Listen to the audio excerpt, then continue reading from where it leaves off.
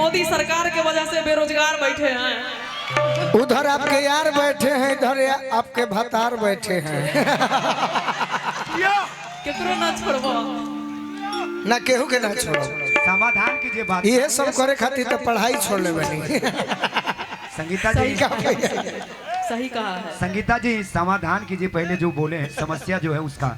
हाँ तो 2 मिनट में महावीर बाबा आ जाएगा यहाँ। आपको तो उनसे लड़ना चाहिए। आप पढ़ाई नहीं किए ना? किए हैं, लिखते किए हैं। World stage life hit drama God is director, we are actor. एक बार जोरदार ताली हो जाए। मतलब जीवन एक मंच है, हम और आप सभी रोल करने के लिए आए हैं। जो जैसा रोल करेगा उसे वैसा फल मिलेगा। इन्होंने सब पढ़ाई किया है, मगर प्यार मोहब्बत की ऐसी कहानी है। पढ़ाई कोले बने के आज ले चढ़ाई नहीं की कोले। लिखते लिखते रुक जाती हूँ, वाह। कुछ सोचने में लग जाती हूँ। लिखते लिखते रुक जाती हूँ, कुछ सोचने में लग जाती हूँ। गोलू जी, जब याद तुम्हारी आती है, एक अक्षर भी ना लिख पाती हूँ। सब झूठ बात है। अरे सुना, डूब के जन पिया न तो अटक जाई, डूब के मत पिया न तो अटक जाई, सुतले सतुआ फकबू तो तारू में सट जाई। ए संगीता जी, हई गोर गार दहिया ढेर दिन ना रही, समय आई तो झूल के लटक जाई। भाई कहाँ खजाना रखे थे आप? खजाना यही खातिर तो पढ़ाई छोड़ ले बनी। सही बोले। और बोला बोला जौन बोलूँ जवाब लगता है कि कोई पढ़ाई से छुटी हुई है, हर चीज में पास है आप। ना ना, एगो में पास नहीं थे। पास कर दे बुकाए है। भाई आपके भाई लोग जो है ना, वो आपका सपोर्ट कर देंगे, साथ दे देंगे। और जितने आपके भैया लोग हैं, उन लोग के लिए मैं 2 शब्द कहना चाहती हूँ, सुनिएगा। जितने इनके भाई हैं, का ज्योति भाभी, मैं हर इंसान को अपने नजर से तोल लेती हूँ। जरूरत हो तो शरबत में भी मिर्ची घोल लेती हूँ। वाह कुमार विश्वास बाबा।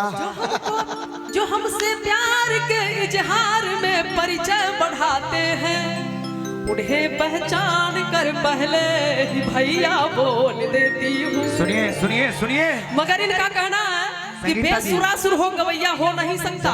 मैं अब दब रहा हूँ, इधर आइए। बेसुरासुर हो गवैया हो नहीं सकता, डरे जो डूबने से वो खेवैया हो नहीं सकता। इनका कहना है कि ऐसे संगीता मैं सब जानता हूँ। इतना है, सुनिए सुनिए कि जेकरा के हम रुपया जननी हो, जेकरा के रुपया जननी हो, उपाय निकलल बा। जेकरा के भाई जननी हो, उ कसाई निकलल बा। जेकरा के कुंवर जन के प्यार कोई हम, उ 7-8 लइका के माई निकलल बा।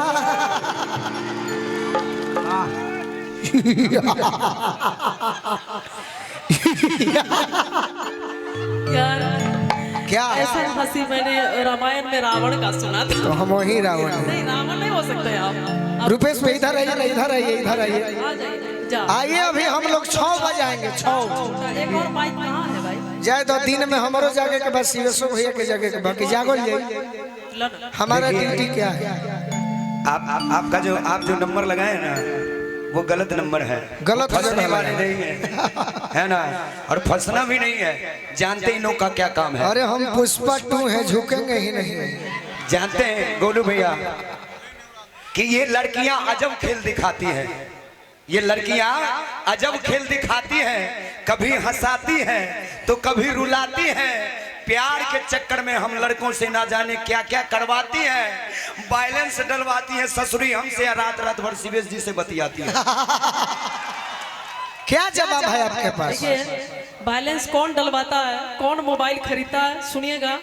ये दरिया भी नहीं लेकिन समंदर चाहिए इनको। वाह। ये दरिया भी नहीं लेकिन समंदर चाहिए इनको। जनवरी और पूरे साल का दिसंबर चाहिए इनको। बड़े करके जतन लड़की के मन को जीतते पहले, फिर उसके संग सहेली का भी नंबर चाहिए इनको। और बदनाम हम लोग होते हैं। अगर जनवरी दे दो तो ये दिसंबर मांग लेते हैं, धरती दे दो तो अंबर मांग लेते हैं, अगर थोड़ा सा हंस के बात कर लो तो ये लड़के लोग मोबाइल नंबर भी मांग लेते हैं। आप दब रहे हैं। नहीं दब रहे, ना ऐसा हो ही नहीं सकता। हम इनके चक्कर में पड़ ही नहीं सकते सर, क्योंकि हमने भी प्यार किया था, कम नहीं बेशुमार किया था। मैंने भी एक प्यार का क्रिकेट खेला था, मैंने भी एक प्यार का क्रिकेट खेला था। इसका बाप साला एम्पायर निकला, मेरे बॉल को नो बॉल दे दिया। सही बात, सही बात। ऐसा हो जाता है प्यार करने के वालों के साथ, क्योंकि एक लड़की को मैंने जो ही कहा दिल उड़वा, उसने कहा कुछ नहीं बैलेंस भिजवा।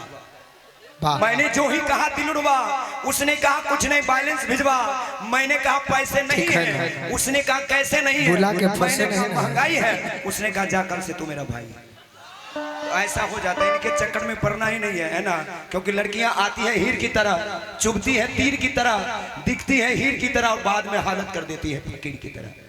अब ठीक है, अब इनको बैठाया जाए, क्योंकि सारा बात हम इनसे नहीं कर, लेकिन अच्छा लगा। संगीता जी इधर आइए, रुपेश भैया आप भी आइए, आपके लिए ताली बजवा देते हैं।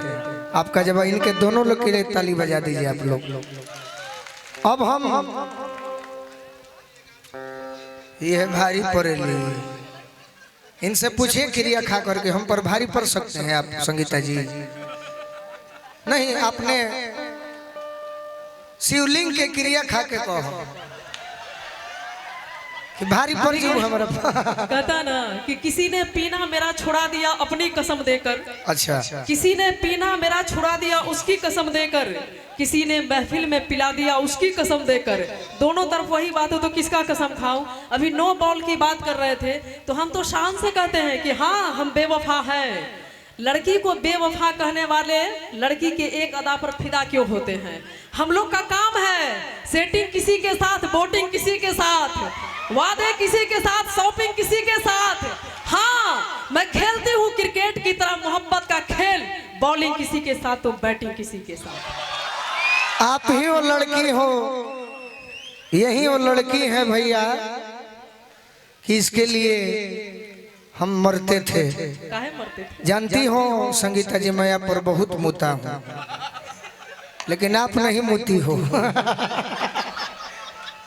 क्या हुआ? मैंने मरते हैं, मैं आप पर बहुत मुता हूँ, आप नहीं मुती हो। इसने कहा कि गोलू जी आप पर तो नहीं मुती हूँ, लेकिन जो रुपेश जी हैं इनके बाल पर, इनके आँख पर, इनके मुंह पर नहीं। मुंह लेकिन देखिए संगीता जी, हम लोग वो मर्द हैं, है ना, कि हम पुरानी खंडरों को निशाना नहीं बनाते, कि हम पुरानी खंडरों को निशाना नहीं बनाते। अरे सच कहते हैं, बहाना नहीं बनाते। हमारा पेट भरता है घर के दाल रोटियों से। हम वो मर्द हैं जो चलती फिरती ढाबों पे खाना नहीं खाते। सही बात, सही बात। यही वो लड़की है कि गोबर फेंकने के बहाना आया करती थी, गोबर फेंकने के बहाना आया करती थी। मोहब्बत के दुश्मनों ने भैंसे ही बेच डाली।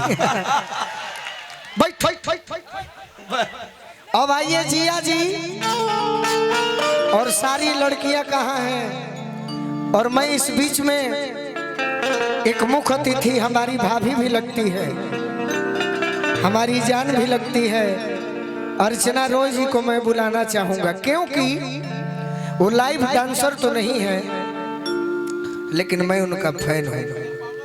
जौन मुखिया जी के गाना पर न चली है, जगह के 500 रुपए देनी है, उड़ा के बिक दिली है, कहने कि हम कलाकार हैं, कलाकार के हूँ, कलाकार के पैसा दिले बा, मानो तनी तार भी पैसा के वैल्यू नहीं खे, बाकी तू उड़ा के बिक दिलू है, तुरंत जाके ग्रीन रूम में छीन लेनी है।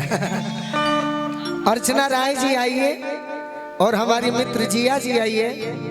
तुम तो हमारी जान हो, खड़ी हो जाओ, खड़ी हो जाओ। अब पदम श्री ना मिली, अब लोग खाती जिए मरे के बाद यही में गीत गौनई हो जाएगी। आओ सो जल्दी जल्दी है होने का बतिया उतर से है ना। एगो मेहरारू अपना बोलमुआ से कहते के राजा जी कमे पियो बाकी रोमे पियो। विजय भैया कमे पियो बाकी रोमे पियो आ हलके पियो बाकी ललके।